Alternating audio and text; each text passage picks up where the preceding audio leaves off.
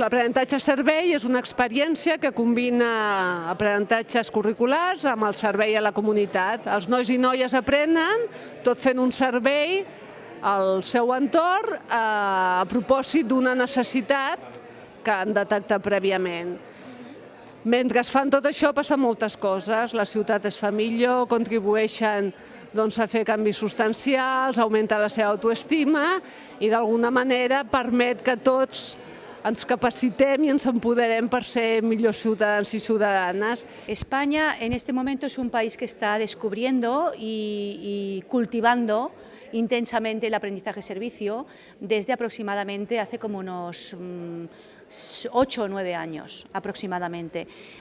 Creo que estamos haciendo las cosas bien porque estamos caminando de abajo arriba, con una base territorial fuerte, con grupos territoriales que en este momento hay 14, uno en cada comunidad autónoma, con una red de universidades, hay más de 40 universidades vinculadas, con una red de ayuntamientos, con una red también de centros de formación del profesorado. Poco a poco se va descubriendo esto. Es una práctica que ya llevábamos haciendo durante muchos años y que ahora la podemos sistematizar, sacarle brillo. Argentina tiene una experiencia muy interesante en aprendizaje en servicio, tanto desde la educación formal como la educación no formal.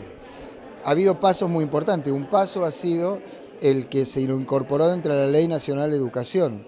Hace pocos años, cuando se aprueba, se incorpora y se propone como una obligatoriedad del sistema, no tanto de las escuelas, sino del sistema, con experiencias muy interesantes. Cada año se entrega un premio, se llama Premio Presidencial, a las escuelas que tienen experiencias más interesantes. Esto se viene haciendo desde hace ya más de 15 años y la verdad que esto ha impulsado con mucho entusiasmo la metodología de aprendizaje-servicio en Argentina. Yo creo que es muy importante la labor de información, que tanto el claustro de profesores como las familias sepan de qué va, sepan lo que quieren, lo que se va a plantear en los proyectos, etcétera. Y luego incluirlo en la programación general anual, o sea, lo que se hace en todos los centros escolares a principio de curso, que es programar lo que se va a hacer en el año, que la apruebe el Consejo Escolar y por lo tanto ir hacia adelante.